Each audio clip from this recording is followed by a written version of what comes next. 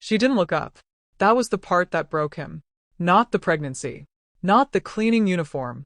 Not the fact that she was on her knees in a five-star hotel lobby picking up scattered mop heads while men in tailored suits stepped around her like she was furniture.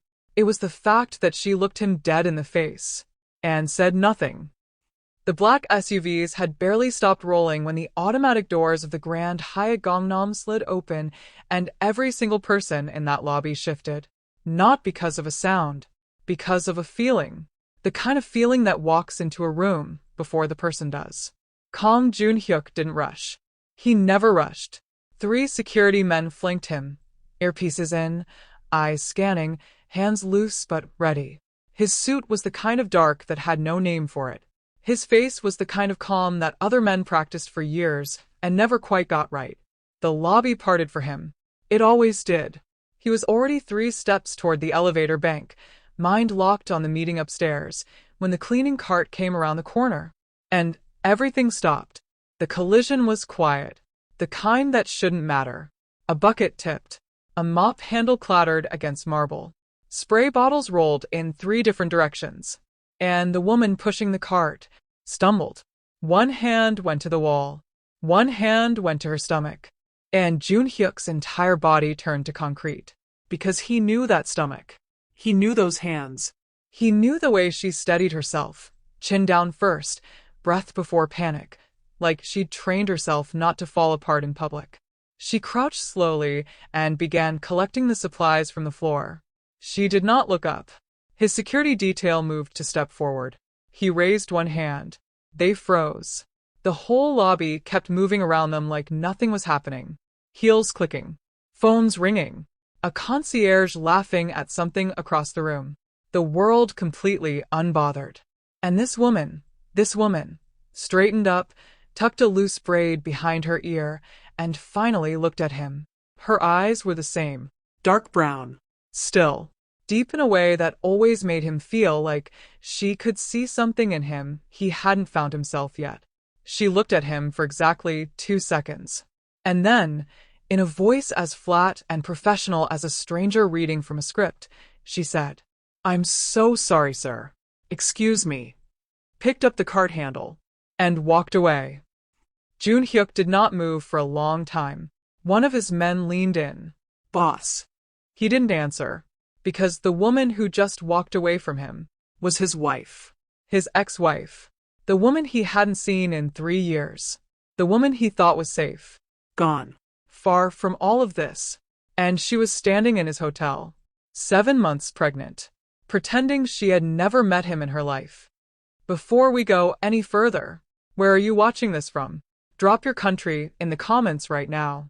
I want to see how far the story is reaching today. And if you're new here, hit that subscribe button right now. Because this story, it doesn't go where you think it's going. Not even close.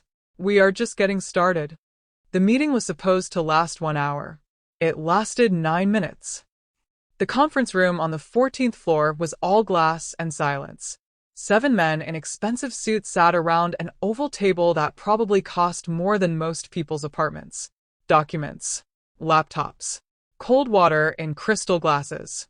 The kind of room where decisions got made that ordinary people felt years later without ever knowing why. Joon-Hyuk sat at the head of it. Physically. Because mentally, he was still in the lobby.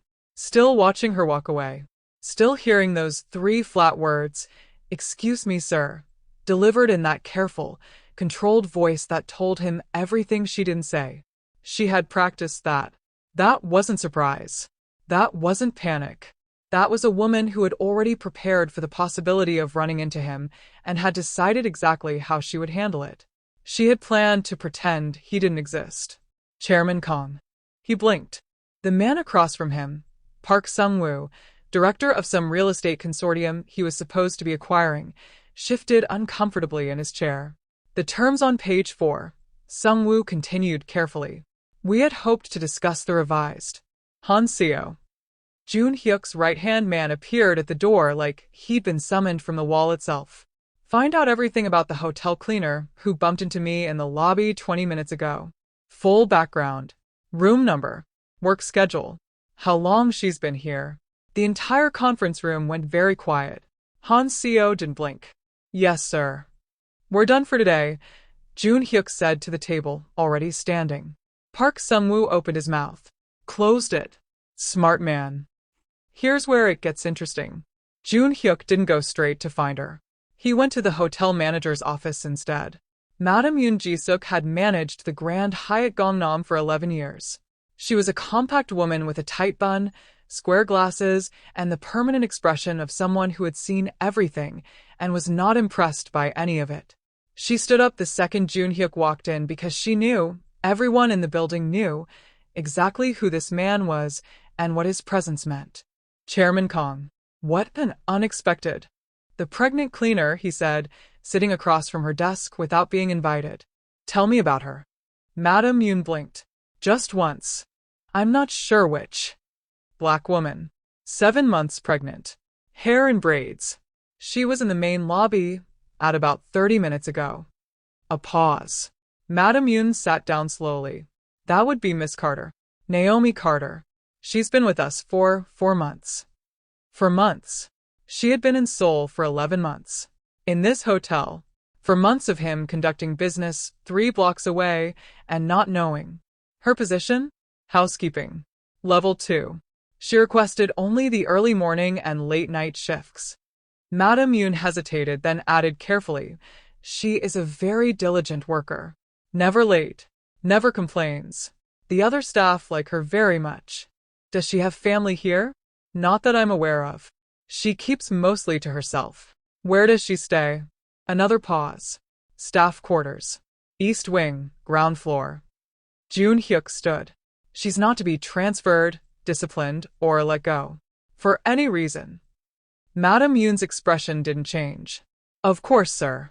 He was at the door when she added, quietly. Chairman Kong, she looks very tired. He stopped walking. Didn't turn around. I know, he said. And left. If you're enjoying this story so far, hit that subscribe button. This is only the beginning. The staff quarters were nothing. That's the only word for it. Han Seo had gotten him the room number in under 12 minutes. Joon-Hyuk didn't go inside. He wasn't going to do that to her. But he stood in the corridor for a moment and just looked. Room 4B. The door had a small dent near the bottom, like someone had kicked it once with a heavy cart. The hallway smelled like industrial detergent. The overhead light flickered every 8 seconds. He counted it 3 times. He thought about the apartment they had shared in Itaewon.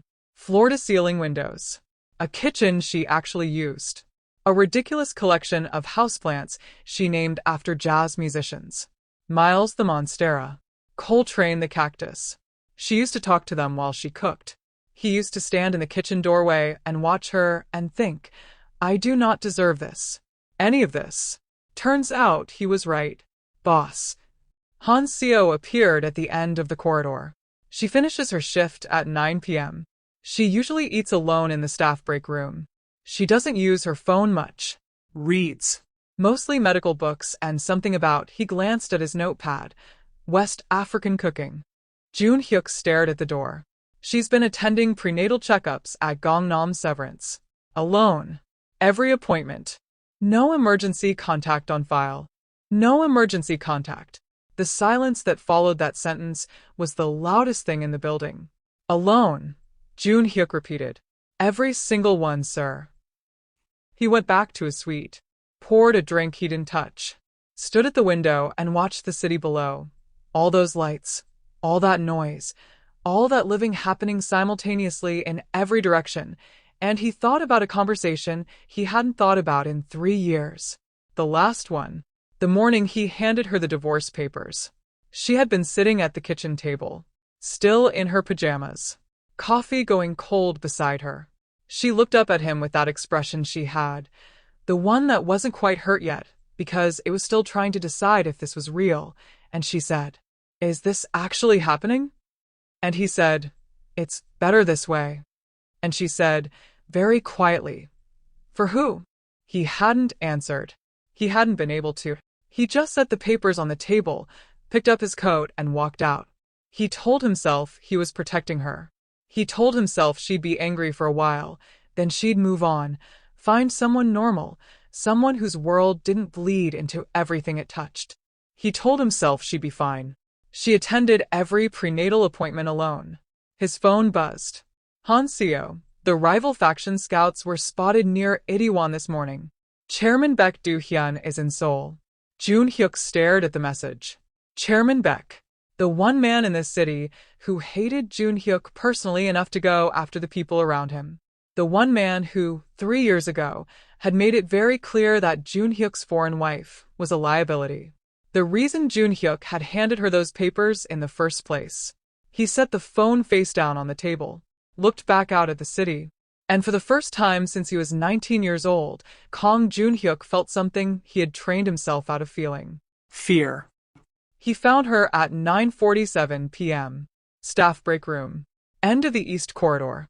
She was sitting at a plastic table with a container of rice and something that smelled like gochujang jjigae, which, and this detail nearly broke him in half, was the exact dish he used to make for her on Sunday nights because she said his was better than any restaurant in Seoul. She had clearly made it herself. She was reading a book, medical, something about third trimester development. She did not look up when he walked in. Naomi. Her hand stopped turning the page. A 3-second pause that said everything. Then, break room is for staff only, sir. Not even his name. Sir. Look at me. I'm on my break. Naomi. She closed the book carefully, put it to the side, folded her hands on the table, then finally looked up at him. Those eyes. Same ones. Still the deepest thing he had ever looked into. What do you want, Joon-Hyuk? His name. Finally. Like it cost her something to say it. Why didn't you tell me you were here? Her expression didn't change. Tell you? I don't owe you information about my life. You're 7 months pregnant. Observant. Naomi. You walked out, she said. Simply. No anger in it. That was almost worse. You handed me papers and walked out. So what exactly did you think the protocol was going to be here? That I'd call you? Send a letter? If you needed help. I don't need your help. You're living in a staff room the size of a closet. I'm living, she said, and the way she said it, steady, deliberate, stopped him cold. That's more than you left me with. But wait, because here is where the story takes its first real turn. Joon-Hyuk took a breath, sat down across from her, uninvited, and said the thing he had not planned to say. Can you come back? The room went completely still. Naomi looked at him for a long time. Then she picked up her chopsticks, took a slow bite of her jjigae, chewed, set them down, and said, "Good night, sir." Stood up, gathered her things, walked to the door, and paused, just for a second, with her hand on the frame. For what it's worth, she said without turning around, I genuinely hoped I'd never have to see you again. Not because I hate you. A beat. Because I don't. And she walked out. Joon-Hyuk sat alone in the staff break room for 14 minutes. A hotel cleaner peeked in, saw who was sitting there, and immediately left. His phone buzzed again. Hanseo. Baek Do-hyun had dinner tonight with 2 members of the Itaewon faction. They were asking questions about your Gangnam hotel stays. Specifically about who you've been visiting. Joon-Hyuk read the message twice. Then he stood up, buttoned his jacket, and walked back toward the elevator with the same calm face he always wore. But inside, something old and dangerous had woken up. Because Chairman Baek asking questions about the Gangnam Hotel could only mean one thing. Someone had already told him. And if Baek Do-hyun found out Naomi was here, found out she was pregnant, the divorce papers Joon-Hyuk had signed 3 years ago to protect her would mean absolutely nothing. If you're enjoying this, drop a comment right now. Tell me what you think is going on. Is the baby his? Did he make the right call 3 years ago? And most importantly, does Naomi still love him? He didn't sleep. Not because he couldn't. Joon-Hyuk had trained himself to sleep in war rooms, in cars, in airports with one eye open. Sleep was never the problem. The problem was every time he closed his eyes, he saw her hand going to her stomach when she stumbled. That instinct. That automatic protection of something she had been carrying alone for months while he was 3 blocks away closing business deals and drinking whiskey he didn't finish. By 4 a.m., he was at his desk with Han Seo's full report in front of him. Naomi Carter, 31 years old, arrived in Seoul 11 months ago on a tourist visa that she converted to a work visa 4 months later. Before the hotel, she had been teaching English at a small institute in Mapogu. Before that, nothing on record. Like she simply materialized in the city with a single suitcase and a plan to disappear quietly. No calls to her mother in Atlanta.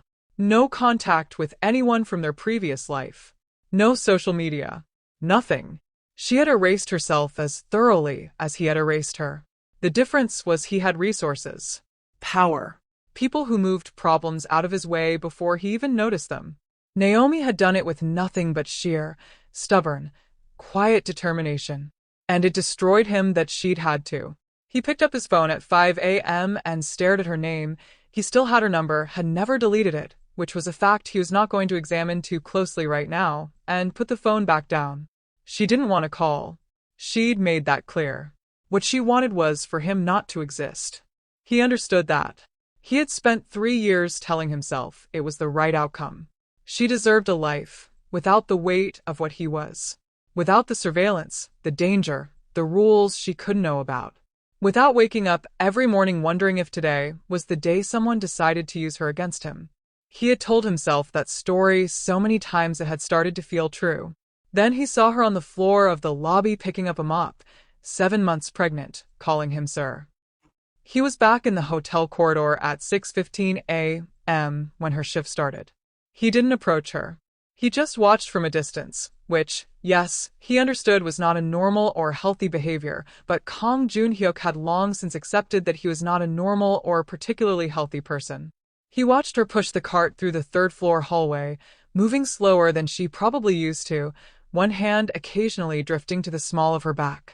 She knocked on doors, changed linens, restocked bathrooms, smiled politely at guests who barely looked at her. She was so careful with herself. So deliberate. Like every movement had been calculated to cost the least amount of energy possible. But wait, here's the part that actually got him.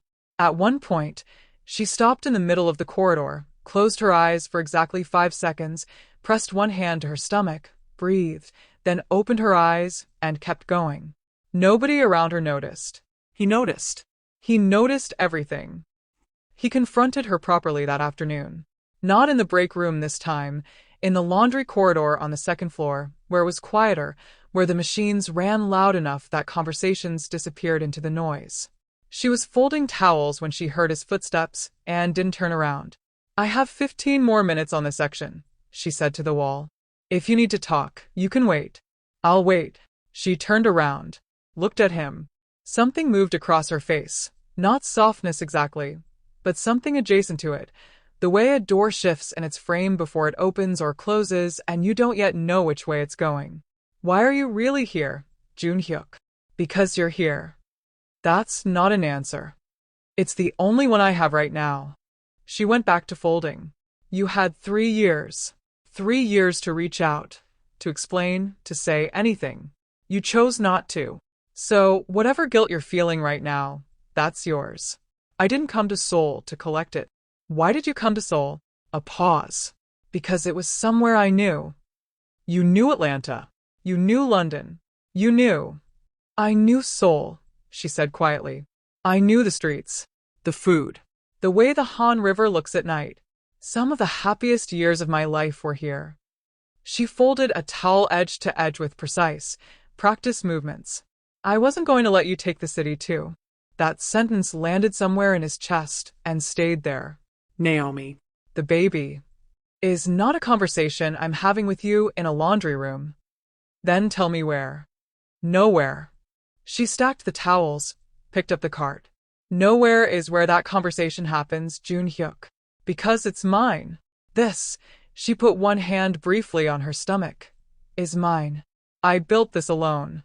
I showed up to every appointment alone. I found this job alone. I made this life alone. And I was doing just fine until you walked into my lobby." "You were not fine." "I was surviving," she said sharply, and her voice cracked just slightly on the last word. The first fracture in 3 years of composure, and she pressed her lips together like She was furious at herself for it. Which is more than I can say for what I was doing when I was with you. That one hit differently. What does that mean? She looked at him for a long moment. Then she said something he didn't expect. Ask yourself what your life looked like from my side of it. And she pushed the cart past him and was gone. If you are enjoying this story, hit that subscribe button right now. Because we haven't even gotten to the part that's going to break you. He did ask himself. He sat with that question for the rest of the day like a stone in his shoe, and by evening, he had an answer he didn't like. Her side of it looked like this. A woman who married a man who was powerful and present and completely, utterly unavailable emotionally. Who gave her everything material and nothing real. Who came home late without explanation. Who received calls at 3 a.m. and left without a word. Who had meetings she couldn't know about with people whose names she couldn't hear. Who loved her, and he did, whatever that word meant coming from him, he did, but loved her the way someone guards something valuable. Not the way a person loves another person. From her side, the marriage probably felt like living in a beautiful cage with a man who was always half somewhere else. And then that man handed her papers one morning and left. He had thought he was making a sacrifice. She had experienced it as an abandonment. Same action. Two completely different devastations. Here's where it gets crazy. Han Seo called at 10 p.m. with news that changed everything. Boss. Baek Do-hyun's people aren't just asking about your hotel visits. They've been asking about her specifically. Someone in the hotel staff talked. Joon-Hyuk went very still. Who? We're finding out. But they know there's a pregnant black woman on the cleaning staff that you've been seen near twice in 2 days. They don't have her name yet. But boss, Han Seo's voice dropped. Baek sent 3 men to Gangnam this afternoon. They're stationed outside. Pull our people in closer. Quietly. She can't know. And if she notices the security, she'll notice. He was already pulling on his jacket. She notices everything. He was right. He got to the East Wing corridor at 10:18 p.m. and found Naomi standing outside her room door with her arms folded, looking at the man Han Seo had posted 20 feet from her door with the calm, flat energy of a woman who had decided she was not afraid of anyone tonight. She looked at Joon-Hyuk when he appeared. You put a babysitter on my hallway. Security. I don't want your security. Naomi. I want you to hear me when I say this. She stepped closer and dropped her voice. You do not get to decide what I need. You gave up that right. So whatever is happening in your world right now, whatever the reason is that you suddenly need me guarded, I don't care. Take your man off my door. Someone knows you're here. She went quiet. Someone who should not know, he continued. And the reason that matters is not about me. It's about. Don't, she said softly. Don't use the baby to justify this. I'm not justifying anything. I'm telling you the truth. She looked at him. That long, deep look. Then she turned, went inside, and closed the door. She didn't tell him to remove the guard. That silence was its own answer. And somewhere across the city, in a private dining room in Itaewon, Chairman Baek Do-hyun was looking at a photograph. A photograph taken through a hotel lobby window. Of a pregnant woman, and the man who couldn't stop looking at her. The next morning she knocked on his suite door. He opened it, and she walked in like she owned it, which, fair enough. She had once known his spaces better than he did. She used to rearrange his bookshelves without asking because she said his system made no sense. She used to leave half-drunk cups of tea on every surface. She used to fall asleep on his couch reading, and he used to carry her to bed and stand there for a moment longer than necessary because she was the only thing in his entire life that ever looked peaceful. She sat down across from him now and looked at the city through the window. Tell me why you did it, she said. No preamble. And don't give me the version you've been telling yourself. Give me the real one. He sat across from her. Baek Do-hyun made a move on one of my men's families 3 years ago. Wife. 2 kids. He wasn't sending a business message. He was sending a personal one. To me. About what he was willing to do to the people around me. Naomi turned from the window. I had 3 separate intelligence reports in the same month saying you were being watched. Your patterns. Your route to the market. The cafe you went to on Thursdays. They were mapping you, Naomi. Not as collateral as a target. She was very still. I couldn't tell you because telling you meant explaining everything. And explaining everything meant putting you in the position of knowing things that made you a liability, regardless. So, I decided. You decided, she repeated. I decided the fastest, cleanest way to remove you from danger was to remove myself from your life. A clean divorce. No lingering connection. Nothing for Beck to use. She was quiet for a long time. Then, and you didn't think to ask me? I knew what you'd say. What would I have said, Joon-Hyuk? That you weren't leaving. A pause.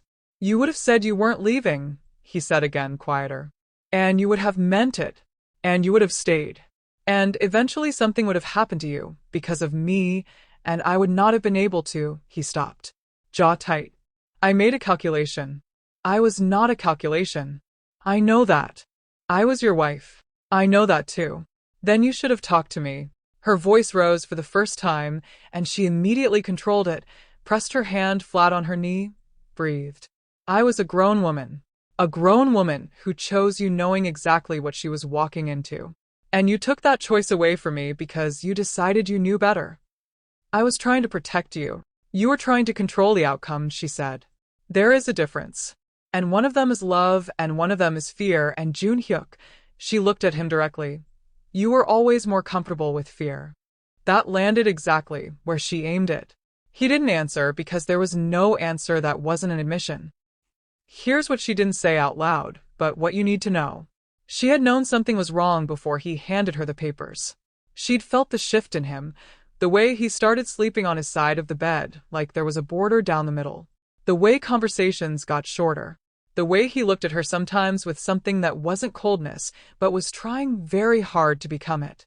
She had told herself she was imagining it. People told her she was too sensitive, that she was projecting. That powerful men were just like that sometimes, present and absent in rotation, and she needed to be patient. 3 weeks later, he put the papers on the table and she understood she hadn't been imagining anything. She had been watching him practice leaving. What she never told anyone, what she was telling him now only because he was sitting across from her and she was tired of carrying it. I went ahead with the artificial insemination we planned to do before you handed me those papers. Joon-Hyuk froze, jaw tightened, and his eyes narrowed. You what? I started trying 2 years after the divorce when I got back to Seoul, and just 7 months ago, we got a successful attempt. But why? How? Without my consent, he said, slightly provoked. How did they pull that?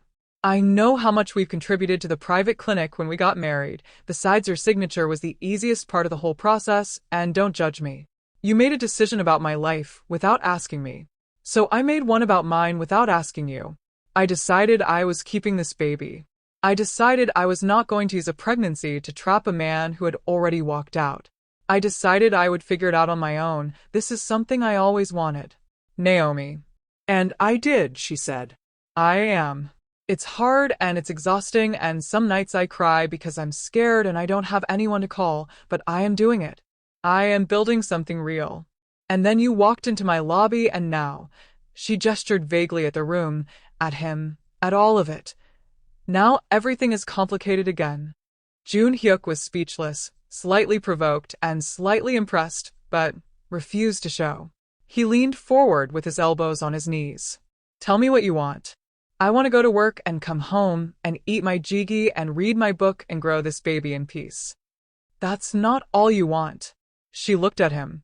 Don't, she said softly. Naomi. Don't tell me what I want, Joon-Hyuk. I'm not telling you. I'm asking.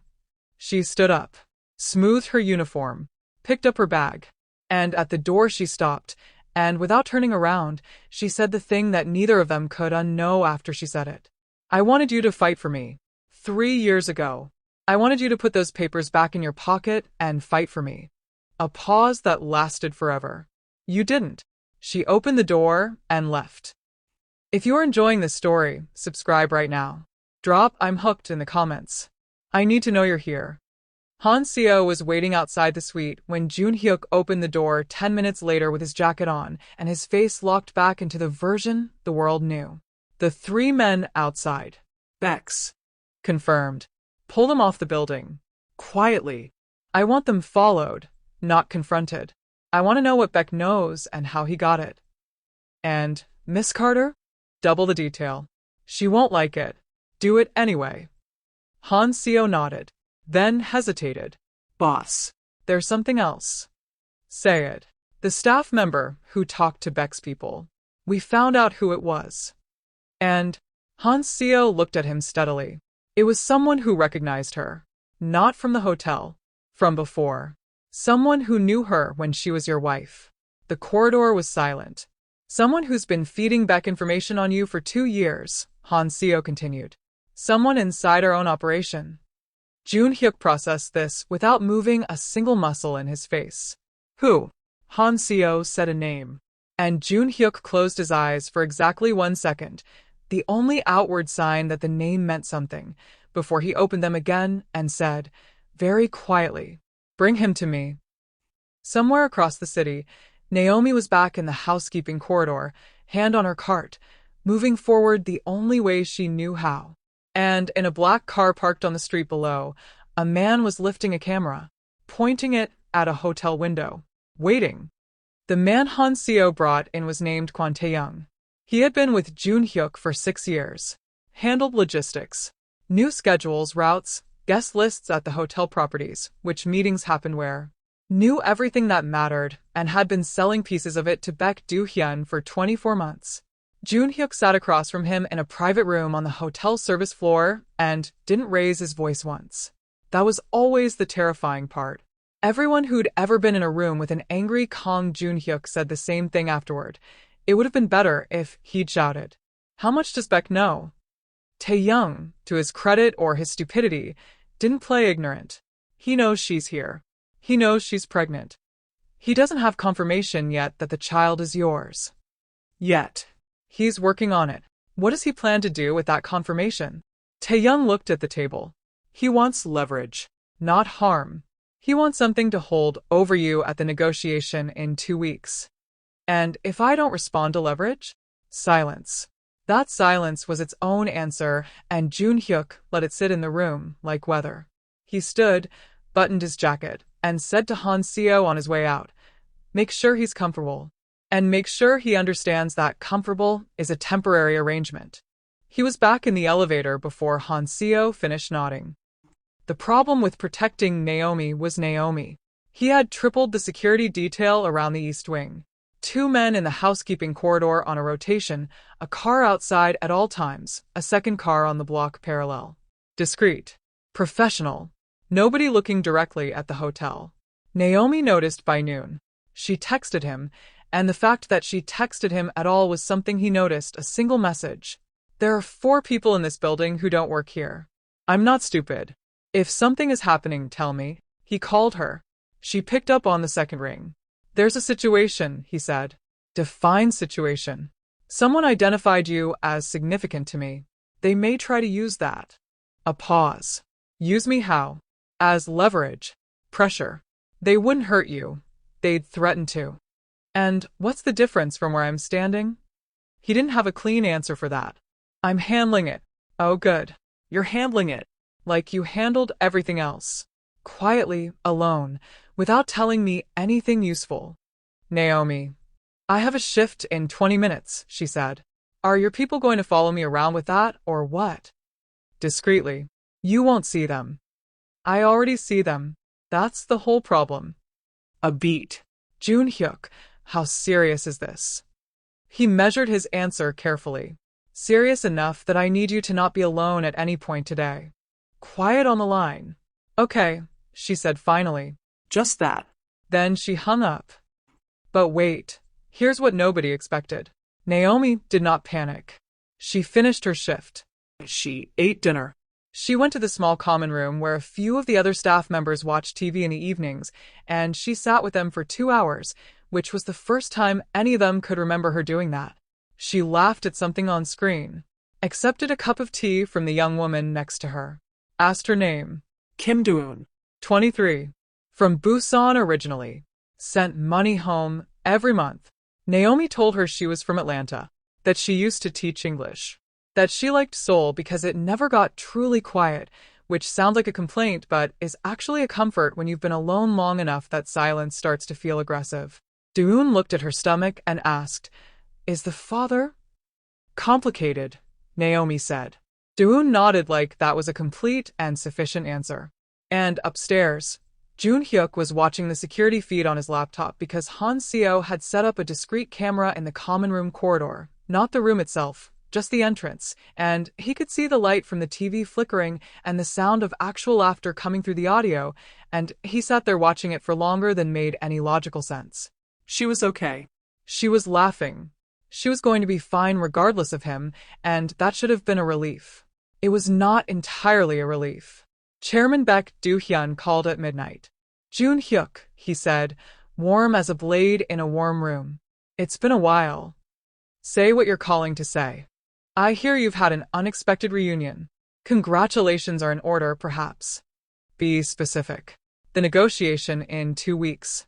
The Incheon port terms. You've been resistant to some of our proposals. I'm hoping," a pause with a smile inside it, "recent developments might inspire some flexibility." Recent developments are irrelevant to business. Are they? Strange. Because from where I'm standing they look very relevant. Another pause. "She looks tired, your ex-wife. Hard work, that job. Wouldn't want anything to make it harder." The line was very quiet. "Beck," Joon-Hyuk said, and his voice dropped into a register that even his own men found unsettling. "If anything happens to her, if she trips on a staircase, if she gets a scare in a parking lot, if someone so much as raises their voice in her direction, easy. I will burn every single thing you've spent 30 years building. Not as a warning, not as leverage, as a consequence." Silence. "And you know I mean it," Joon-Hyuk said, "because you've seen me do it before." He ended the call, sat in the dark for a moment, then picked up his phone and typed to Han Seo, "Move her tomorrow. New room, better side of the building. She'll resist. Let her resist. Move her anyway." Han Seo's response came in 30 seconds. "She's going to be furious." Joon-Hyuk typed back, "Yes." A pause. Then Han Seo sent one more message that Joon-Hyuk stared at longer than he should have. "Boss. For what it's worth, she still has the photographs." Joon-Hyuk frowned. "What photographs?" "In her room. On the small shelf above the desk. There's a photograph. You can see it on the corridor camera when her door opens. It's the two of you. Itaewon." "She's laughing at something." Joon-Hyuk put the phone down. Picked it up again. Put it down again. Stared at the ceiling. "She kept a photograph. Here's where it gets crazy because that photograph is about to matter in a way nobody sees coming." Naomi woke up the next morning to a knock on her door at 7 a.m. She opened it to find Madam Yoon standing there with the expression of someone delivering news she did not write and does not endorse. "Miss Carter, you're being moved to room 217. Second floor. Corner room." Naomi stared at her. "Why?" Madam Yoon's expression said, "We both know why." Her mouth said, "Routine reallocation of staff accommodations." "Routine," Naomi repeated flatly.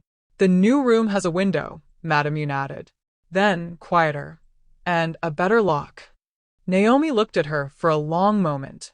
Madam Yoon was not a warm woman by design, but there was something in her voice, the practical care of a woman who had seen a lot and had decided that some situations warranted small gestures even if they couldn't be called kindness. "He asked you to move me." "Routine reallocation," Madam Yoon repeated and walked away. Naomi stood in her doorway, looked down the corridor, and felt something she had specifically decided she was not going to feel. If you are still watching, drop "I see you Naomi" in the comments because this woman is carrying this whole story and she deserves her flowers. She moved. She didn't tell him she moved. She didn't thank him. She just picked up her 2 bags and her medical books and her single photograph and walked herself to room 217. It had a window. She stood in front of it for a long time looking at the Gangnam skyline, all that glass and light and permanent, in different motion, and put her hand on her stomach. "I know," she said quietly to the baby. "I know. Don't look at me like that." The baby kicked. She almost smiled. Almost. It happened on a Thursday, 11 days after Joon-Hyuk walked back into her life, 14 days before the Incheon negotiation, at 2:37 p.m. on a regular working afternoon when Naomi was on the fourth floor replacing towel sets, and the world suddenly tilted.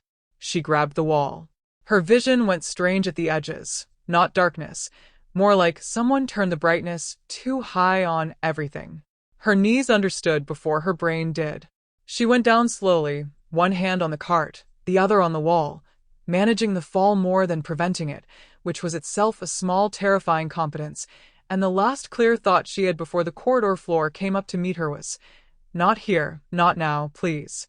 Doon found her 30 seconds later. The call reached Joon-Hyuk's phone 40 seconds after that. He did not walk to the elevator, he ran. The hospital corridor outside the emergency assessment room was beige and fluorescent and smelled like every hospital in every city, that particular cocktail of antiseptic and anxiety that makes time feel strange. Joon-Hyuk stood outside the door with his hands in his pockets because he didn't know what else to do with them, and he was not going to let anyone in this building see them shake. Han Seo stood 10 feet back, silent, which was correct. A nurse came out and said, "Are you family?" And Joon-Hyuk said yes before his brain caught up to the fact that technically, legally, on paper, he was not. She let him in. Naomi was lying on the examination bed with a monitor attached to her stomach and a blood pressure cuff on her arm, and the expression of a woman who was deeply annoyed at her own body for this betrayal. She looked up when he walked in and something crossed her face. Not relief exactly, but the specific expression of a person who sees someone they specifically said they didn't need and feels their own resolve splinter just slightly. "I'm fine," she said immediately. "You collapsed." "I fainted. Briefly. From low blood sugar and standing too long." "It's not, Naomi. It's not as dramatic as it sounds. You were on the floor. I was briefly on the floor. I'm horizontal now, and I'd like to stay that way without an audience." He pulled a chair to the side of the bed and sat down. She looked at him. "What are you doing?" Sitting. "I can see that. Then why are you asking?" She looked at the ceiling. "You are so frustrating. I've been told." The monitor beeped steadily between them. The baby's heartbeat, fast, small, insistently alive, filled the room with a sound that Joon-Hyuk was completely unprepared for.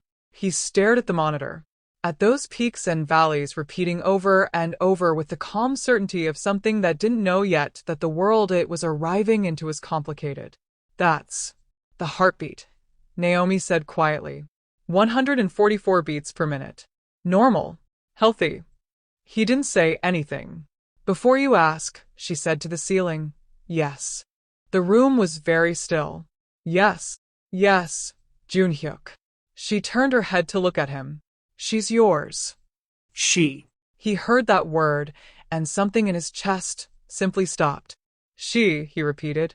Naomi's expression, for the first time since he'd walked back into her world, went completely unguarded. Just for a moment. Just long enough. "A girl.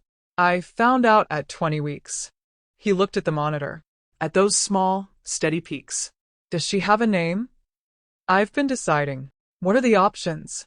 Naomi looked at him for a moment, like she was deciding whether this conversation was a door she wanted to open.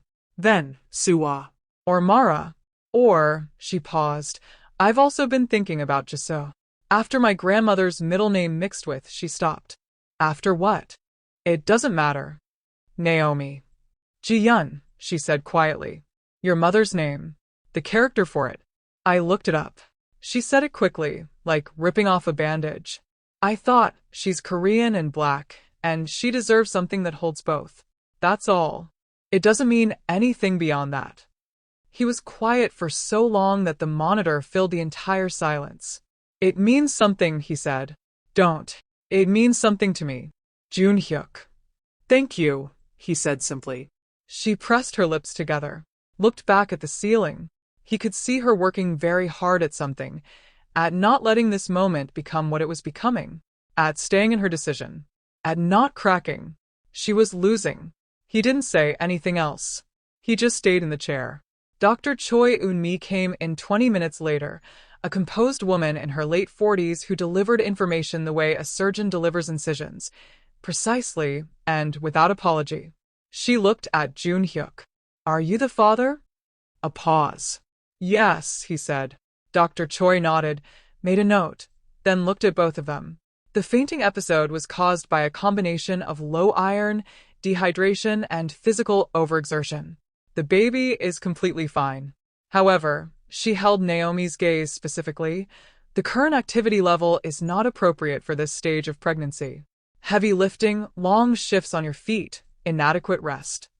"I don't have an alternative," Naomi said. "You do now," Joon-Hyuk said. Naomi looked at him. "Don't. The job is mine. The conditions are mine to manage." Dr. Choi looked between them with the practiced calm of a doctor who had seen this specific argument before. "I'm going to recommend 2 weeks of significantly reduced activity. After that, modified duties only. No heavy lifting. Shorter shifts." She looked at Naomi. "And I'd strongly suggest that you allow someone to help you. Pride is admirable. It is not a prenatal vitamin." Naomi said nothing. Dr. Choi left. The room was quiet again except for the monitor. "She's right," Joon-Hyuk said. "I know she's right." "Then let me." "Let you what?" Naomi turned to look at him, and her eyes were bright now, not tears exactly, but the thing before tears. The thing that happens when someone has been strong for so long that one small kindness becomes the hardest thing in the world to accept. "Move me into a suite? Pay my bills? Wrap me in security detail until the baby comes? Then what? Then you go back to your world, and I go back to mine. And what does she grow up knowing about her father? That he appeared for a month because he felt guilty. That's not. Because I would rather raise her alone and struggling than have her spend her whole life waiting for a man who might or might not show up." The words landed like a verdict. He let them stand. Then he said quietly, "I'm not going anywhere." "You said that before." "I'm saying it again. Saying it is easy." "Then I'll show it." Joon-Hyuk. "I know I don't have credit with you," he said. "I know I burned every bridge I built. I know asking you to trust me right now is not a reasonable request. I'm not asking you to trust me." He leaned forward slightly. "I'm asking you to let me sit in this chair tonight. Just tonight. Nothing more than that." She looked at him for a long time. The monitor kept its steady count. 144 beats per minute. "Just tonight," she said. He stayed until 3 a.m. When Naomi finally fell into the deep, exhausted sleep of a woman who had been holding herself together for too long, he sat in that chair in the dark and listened to the monitor and had a conversation with himself that he should have had 3 years ago, about what he was actually afraid of. It wasn't Beck. It wasn't the danger, the factions, the politics of his world. He was afraid of this, of exactly this, of mattering to someone this much and having it mean that they could be taken from him. It was easier to be the one who left. He understood that now. He also understood that it was the most catastrophically wrong decision he had ever made in a life full of hard decisions. But here's the twist nobody saw coming. At 3:17 a.m., Joon-Hyuk's phone lit up with a message from a number he didn't recognize. A photograph of Naomi, taken through the hospital window. Time-stamped 20 minutes ago. And underneath it, one line. "Step back from the Incheon deal. Or the next photo is from much closer." Joon-Hyuk looked at that photograph for exactly 4 seconds. Then he stood, walked to the window, scanned the street below.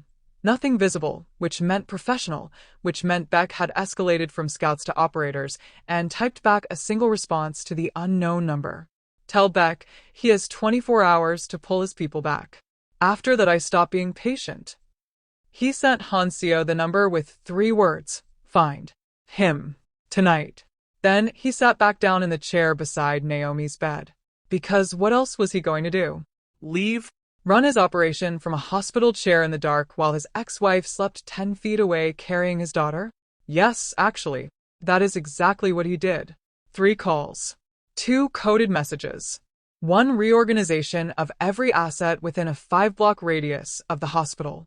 All conducted in a voice barely above a whisper while the monitor kept its count, and a floor nurse walked past the window every 40 minutes, without looking in. By 5 a.m., Han Seo confirmed. The photographer was a subcontractor. We have him. Beck doesn't know yet. Joon-Hyuk replied. Keep it that way. The subcontractor was not Beck's best. He was a message, a reminder that Beck could reach anywhere. What he'd miscalculated was that reminders only work on people who are still undecided. Joon-Hyuk had decided. Standing in this hospital room at 5 a.m., listening to his daughter's heartbeat on a monitor, watching Naomi sleep with one hand curled under her chin the way she always had, he had decided that the version of himself that made calculations about acceptable losses was no longer available. Some realizations are slow. This one landed like a building. Naomi woke up at 6:30 to find him still there, jacket off, tie loosened, reading one of her medical books with the focused expression of a man who is going to understand everything in it before he put it down. She watched him for a moment before he noticed she was awake. You stayed, she said. He looked up. I said I would. You say a lot of things. Fair. He held up the book. Did you know the third trimester? Don't. But there was something different in her voice now. Softer at the edges. You should eat, he said. I should do a lot of things. I'll have something sent from the restaurant downstairs. Hospital food is fine. It's not. Joon-Hyuk. Naomi. Let me order you breakfast. That's all I'm asking right now. Breakfast. After that you can tell me to leave, throw something at me, whatever you need. But first, breakfast. She looked at him. Get me juk, she said. With the salted egg. And barley tea, not green. He was already on his phone. She watched him order in Korean, fast, specific, using the particular clipped politeness that Koreans used with service staff when they were actually being considerate rather than performing it, and she remembered that this was something she had always liked about him. That he was the same voice on the phone as he was in person. That whatever his faults, and they were significant and documented, he did not have a fake version for public use. She looked away before he caught her looking. Here's where it gets crazy. Dr. Choi came in at 8 a.m. for rounds and found them eating breakfast together. Naomi in the bed with her juk, Joon-Hyuk in the chair with a coffee he'd materialized from somewhere, and had the professional grace to act like this was completely routine. How are you feeling? Better, Naomi said. Good. We'll run another blood panel, and if everything looks stable, I'll discharge you this afternoon. She looked at Joon-Hyuk with the measured gaze of a doctor who has seen situations and recognized them. She needs rest. Real rest. Not the kind where she goes home and stares at the ceiling thinking about all the things she should be doing. I'll make sure, he said. You cannot make sure of anything I don't agree to, Naomi said to him, then to Dr. Choi. But I'll rest. I promise. Dr. Choi left with the faint satisfaction of someone who has delivered a message that landed on both intended targets. You don't have to manage me, Naomi said the second the door closed. I know. I mean it. I know. Then stop doing the thing with your face. What face? The face where you're already planning something you haven't told me yet. He put down his coffee. There's something I need to tell you. She set down her spoon. Last night someone sent me a photograph. Of you. Through the window. Taken from outside the building. The room temperature changed. Beck, she said. Not a question. Yes. She was quiet for a moment, processing then. So this is actually serious. Yes. What does he want? To use you as leverage on a business deal. He's going to threaten to hurt me. He's going to threaten to hurt you. There's a difference. I am very aware that from where I am sitting there is no difference. I have people handling it. Your people, she said. Which is exactly what got us here 3 years ago. You had people handling it. You handled it by handing me divorce papers. I am not doing that again. She looked at him very steadily. What are you doing? I am sitting in this chair. I am ordering you breakfast. I am telling you the truth. And I am going to handle Beck without removing you from the equation this time. Handle him how? Let me worry about how. Joon-Hyuk. Naomi. He leaned forward. I know I've given you every reason not to trust how I handle things. I know asking you to sit with that is not fair. But I need you to be safe, and I need to know you're not going to do something independent and terrifying, because you don't have the full picture. Give me the full picture. The full picture would take 3 days, and most of it would make you angry. I'm already angry. More angry. She stared at him. You know what, fine. Fine. Handle it. But Joon-Hyuk, she pointed at him. If you make one single decision about my life without telling me again, I will walk out of this hospital, out of this city, and you will never find me. Do you understand me? I will disappear so completely that even your people won't. I believe you. I mean it. I know you mean it. That's why I believe you. A beat. She picked up her spoon, went back to her jug. Good. He drank his coffee. The monitor beeped. Outside the window, Seoul was waking up, all traffic and noise and relentless motion, completely unaware of the two people inside this room who were, with significant difficulty and no guarantee of success, trying to find their way back to something that had once been the best thing in both their lives. Han Seo texted at noon. Beck pulled 2 of the 3 men back. Third one still positioned near the hospital exit. I think he's testing you. Joon-Hyuk looked out the hospital window. Remove him. If he doesn't move in 2 hours, stop removing him. Han Seo understood what that meant. Naomi was discharged at 3 p.m. Joon-Hyuk's car was outside. She looked at it. Looked at him. I'm going back to the hotel. I know. In this car. Yes. And you're not going to suggest I move somewhere else. Not today. Not ever. We'll discuss it. We will not. Naomi. Get in the car. Please. She got in the car. They drove through Gangnam in silence, the city sliding past the windows in that afternoon light that made everything look briefly significant. She watched it, and he watched her watch it, and neither of them said anything, which was somehow the most honest conversation they'd had. At a red light, she said, without looking at him. She kicked this morning. While you were reading. I didn't say anything, but she kicked. He looked at her profile. I know, he said. I felt the monitor change. She turned to look at him. The light went green. You were paying attention, she said. I'm always paying attention, he said. That was never the problem. She turned back to the window. But she didn't argue.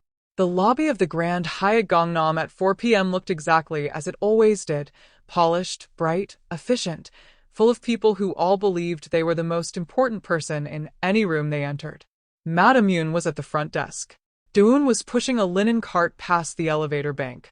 2 businessmen argued quietly near the concierge desk about something that probably mattered less than they thought.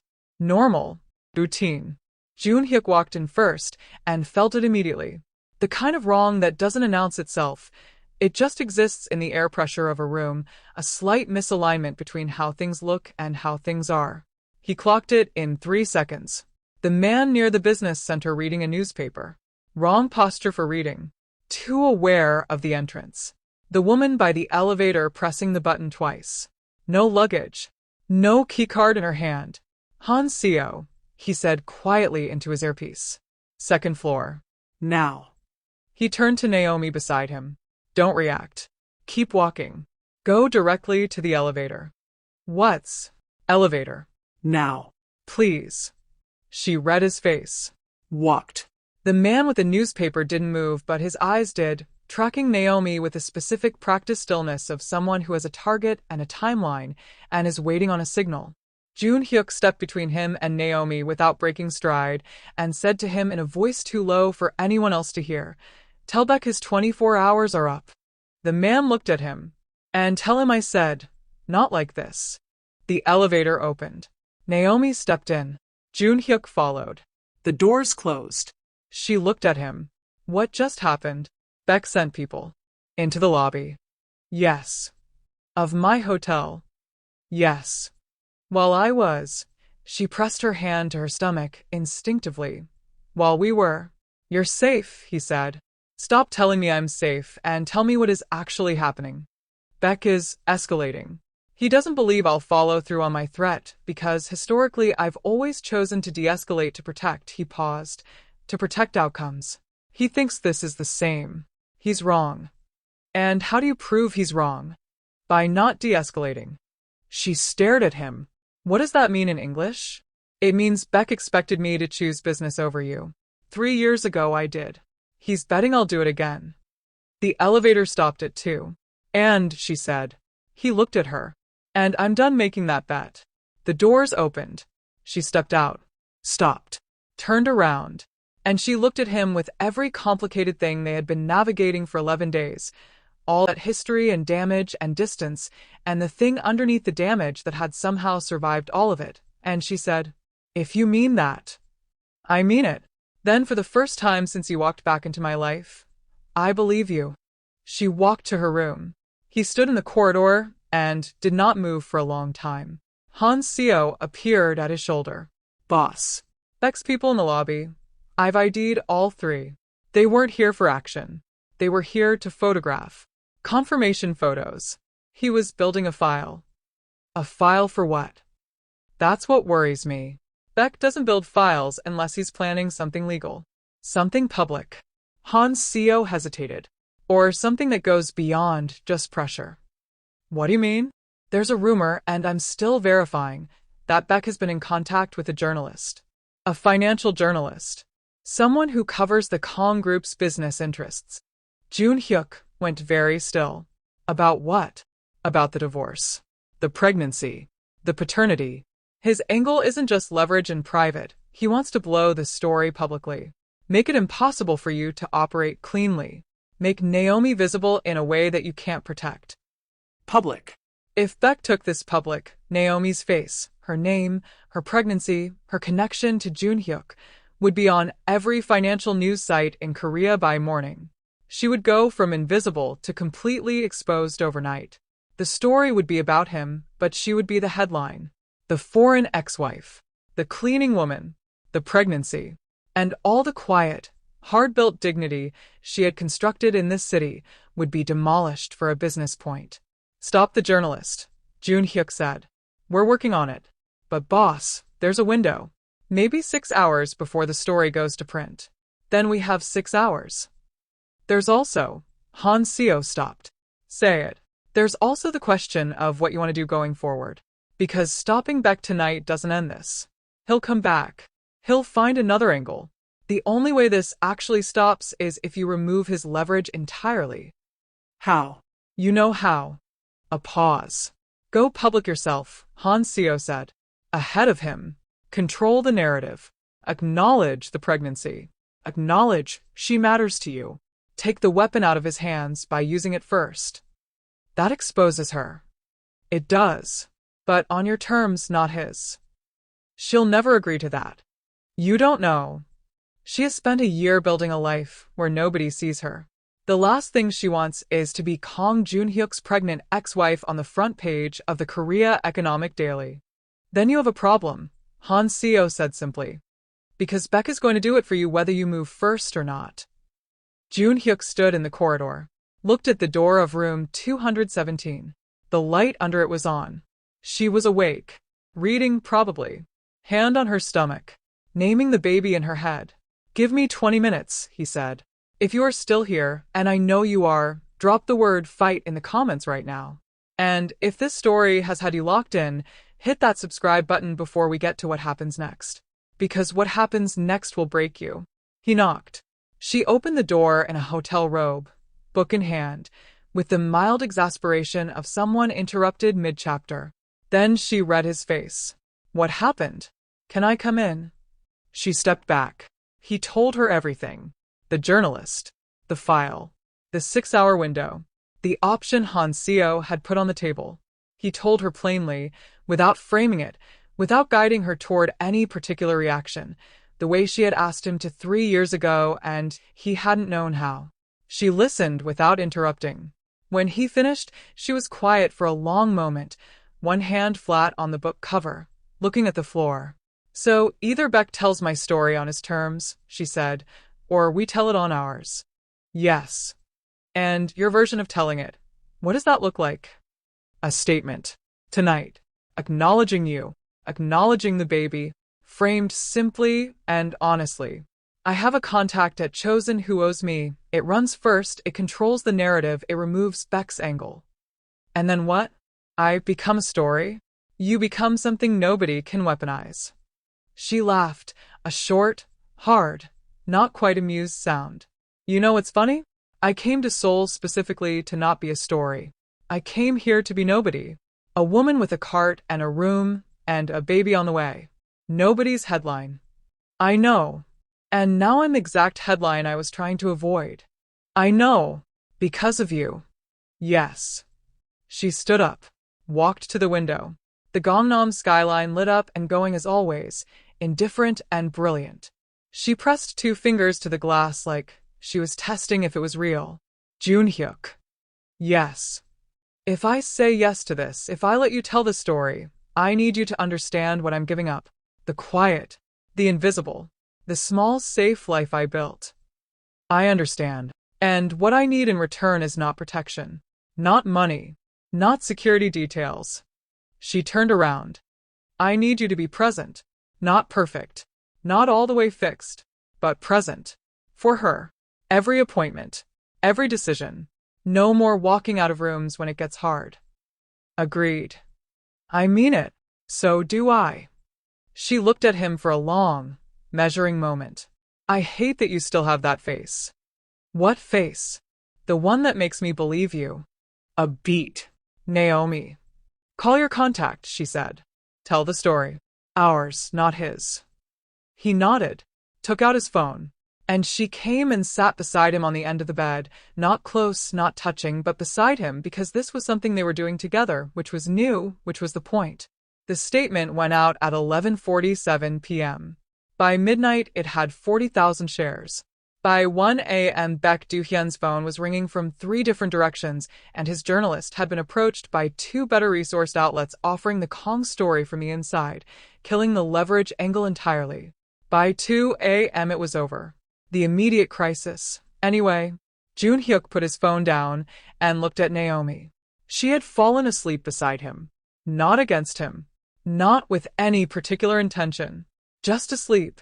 The way exhausted people sleep when they finally feel safe enough to let go. Her book had slid off her lap. One hand on her stomach, the way it always was. He didn't move. Didn't want to wake her. He just sat there in the quiet hotel room at 2 a.m. while Seoul did what Seoul always did, and he looked at the person who had spent 3 years building a life out of what he'd broken, and he understood something completely for the first time. He had spent his entire life being the person who held everything together by holding everyone at arm's length.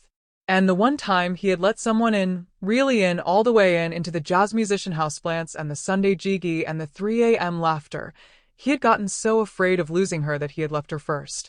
He had thought that was strength. He reached out slowly and placed his hand gently on her stomach. The room was very still. 1 second. 2. 3. The baby kicked. Small. Definitive. Present. His eyes closed. She's real, he thought. She's already here. He didn't move his hand. And that's where we are. Naomi asleep. Joon-Hyuk present, finally, for the first time in 3 years. Baek Do-hyun's immediate plan dismantled, but far from finished. A baby girl with a name that holds 2 worlds. And a story that is nowhere near over. But here's what nobody knows yet. The photograph Baek's journalist had, the one that got circulated before the statement dropped, was seen by someone. Someone in Atlanta, who recognized the face of the pregnant woman in the image, and booked a flight to Seoul, because Naomi's mother hadn't spoken to her daughter in 2 years. And she had a secret she had been carrying for exactly as long. A secret about why the marriage really fell apart. A secret that has nothing to do with Baek Do-hyun, and everything to do with the morning Joon-Hyuk handed Naomi those divorce papers. This story is just getting started. If you want to know what Mrs. Carter is hiding, if you want to know what really happened to that marriage, if you want to see what happens when Naomi finds out there's a truth she was never told, drop part 2 in the comments right now. Because the next chapter destroys everything you thought you knew about the story. Like this video. Subscribe if you haven't. And share this with someone who needs a story that actually hits. See you in part 2.